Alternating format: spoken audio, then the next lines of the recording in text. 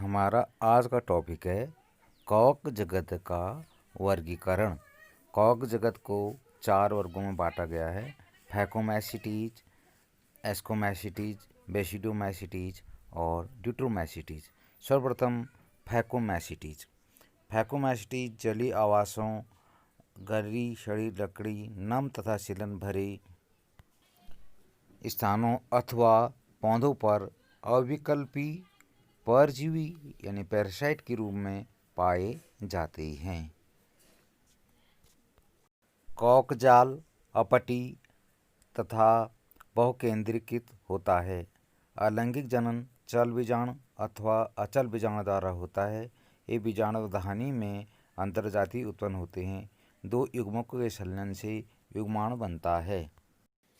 इन युग्मकों की आकार की एक जैसी यानी समयुग्मकता अथवा भिन्न यानी असमयुग्मिकी अथवा विषमयुग्मिकी हेटेरोगैमेट्स हो सकती है। इसके जो सामान्य उदाहरण हैं वो हैं म्यूकर और राइजोपस। म्यूकर और राइजोपस रोटी, अचार आदि पर मृतजीवी के रूप में उगते हैं। एक म्यूकर और राइजोपस की संरचना है, एक ब्रेड है, इस पर म्यूकर लगा हुआ है। एल्बिगो एक परजीवी फंजा है जो सरसों में रोग उत्पन्न करता है। दूसरा समूह है एस्कोमैसिटीज। इसे सामान्यतः थैली फंजाई या सैक फंजाई भी कहते हैं। ये बिरले पाए जाने वाले एस्कोमैसिटीज एक कोशिकी जैसे ईस्ट सैक्रोमाइसिस के अलावा ये बहुकोशिकी जैसे पेनिसिलियम और न्यूरोस्पोरा होते हैं। यानी सामान्यतः बहुकोशिकी होते हैं, केवल एक ईस्ट ही एक कोशिकी आता है इसमें। ये मृतजीवी अपघटक, परजीवी अथवा समालागी पशुष्टा पर उगने वाले होते हैं। कवक जाल शाकित तथा पट्टी होते हैं। जो कवक जाल है वो शाकित होते हैं और वो सेप्टेट होते हैं, यानी उनके बीच में भित्तियाँ पाई जाती हैं, पट पाए जाते हैं। एस्कोमैसिटीज का एक फंजाई न्यूरोस्पोरा जैव रासायनिक तथा आनुवंशिक प्रयोग में बहुत प्रयोग किया जाता है। इस कारण इसे पादप जगत के ड्रोसोफिला के नाम से जाना जाता है। यानी पादप जगत का ड्रोसोफिला, जिस प्रकार से जंतु जगत में ड्रोसोफिला पर प्रयोग किए जाते हैं, उसी प्रकार कवक में ये न्यूरोस्पोरा पर प्रयोग किए जाते हैं। अलैंगिक बीजाणु कोनिडिया होते हैं जो विशिष्ट कवक जाल जिसे कोनिडियाधर कहते हैं पर बहिर्जात रूप से उत्पन्न होते हैं, यानी बाहर उत्पन्न होते हैं। कोनिडिया अंकुरित होकर कवक जाल बनाते हैं। लैंगिक बीजाणुओं को एस्कस स्पोर कहते हैं। ये बीजाणु थैली के समान एस्कस में अंतर्जातीय रूप से उत्पन्न होते हैं।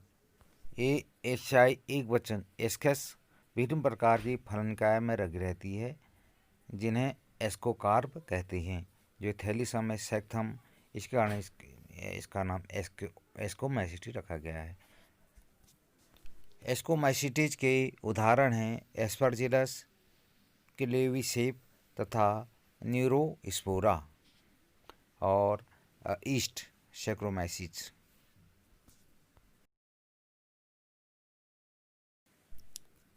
एस्कोमैसिटीज में कुछ खाने वाले मशरूम भी आते हैं जैसे मॉरिल तथा ट्रफल। ये खाने योग्य होते हैं और सुस्वादु भोजन इन्हें समझा जाता है। इसमें न्यूरोस्पोरा है। न्यूरोस्पोरा को ये इसका नाम नर स्पोर भी कहते हैं क्योंकि इसका आकार एक्सॉन की तरह होता है। यह एक जो एस्कोमैसिटीज के फंगस हैं उनके कप लाइक स्ट्रक्चर या सैक लाइक स्ट्रक्चर को दिखा रहा है। एस्कोमैसिटीज यानी कप फंगस और sac fungus group of fungi characterized by their production of sexual spore in a sac-like structure called an ascus। ये आपको स्ट्रक्चर में दिखाई दे रहे हैं। ईस्ट की अलग अलग प्रकार की जातियां हैं। इसके बाद अगला वर्ग आता है बेसिडोमैसिटीज। बेसिडियोमाइसीटीज के ज्ञात सामान्य प्रकार मशरूम, ब्रेक्ट फंजाई अथवा पफबॉल हैं। ये मिट्टी में लठे तथा वृक्ष के ठूंठों पर तथा सजीव पादपों के अंदर परजीवियों के रूप में उगते हैं, जैसे कीट तथा कंड स्मट। कवक जाल शाखित तथा पट्टी होता है। इसमें अलिंगी बीजाणु नहीं होते हैं, लेकिन कायिक जनन खंडन विधि द्वारा बहुत सामान्य है। इसमें लैंगिक अंग नहीं होते हैं, लेकिन इसमें प्लाज्मोगेमी विभिन्न स्टेनों वाली दो कायिक कोशिकाओं अथवा जीन प्रारूप के संलयन से होती है।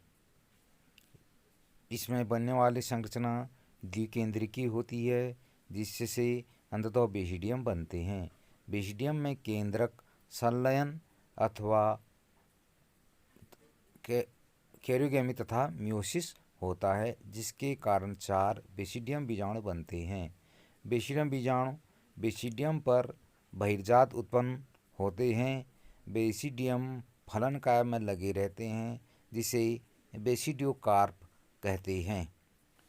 इसके कुछ सामान्य उदाहरण एगरिकस मशरूम, ऑस्ट्रेलिगो कंड तथा पक्सिनिया कीट फंगस हैं। यानी ऑस्ट्रेलिगो जो है कंड है और पक्सिनिया कीट फंगस है। बेसिडियोमाइसीट के अन्य उदाहरण एवेंटिया, एगरिकस, कार्पिनस, बोलेटस, ब्रैकेट फंगस, अर्थ स्टार, कोरल फंगस, ये सभी बेसिडियोमाइसीटीज हैं। एगरिकस बाइस्पोरस जो मशरूम में खाने काम आता है। ऑस्ट्रेलिकोकॉक मक्के पर जो परजीवी के रूप में है, कीट के रूप में। एंड पक्सिनिया सेसिल्स स्मस्ट के रूप में गेहूं आदि में रोगजनक है। ऑस्ट्रेलिगो ये भी एक परजीवी है। कवकों का चौथा वर्ग जो है डिट्रोमाइसीटीज, इसे प्रायः अपूर्ण कवक भी कहते हैं, क्योंकि इसकी केवल अलैंगिक अथवा कायिक परावस्था ही ज्ञात हो पाई है। जब इस फंजाई की लैंगिक परावस्था की खोज हो जाती है, तब उसे उचित वर्ग में रख दिया जाता है। ये दो बेसिडियोमाइसीटी, एस्कोमाइसीटीज और फैकोमाइसीटीज जिसमें हो उसमें उस कवक को रख दिया जाता है। डिट्रोमाइसीटीज केवल अलैंगिक बीजाणु, जिन्हें कोनिडिया कहते हैं, से जनन करते हैं। इसके कवक जाल पट्टी तथा शाखित होते हैं। इसके कुछ सदस्य मृतजीवी अथवा परजीवी होते हैं, लेकिन उनके अधिकांश सदस्य अपशिष्ट के अपघटक होते हैं और खनिज की चक्रण में सहायता करते हैं। इसके कुछ उदाहरण अल्टरनेरिया, कोलिटोट्राइकम तथा ट्राइकोडर्मा है। इसके एक विशेष उदाहरण ट्राइकोडर्मा पर बात करना जरूरी है। ट्राइकोडर्मा एक मुख्यतः एक जैव कवकनाशी है।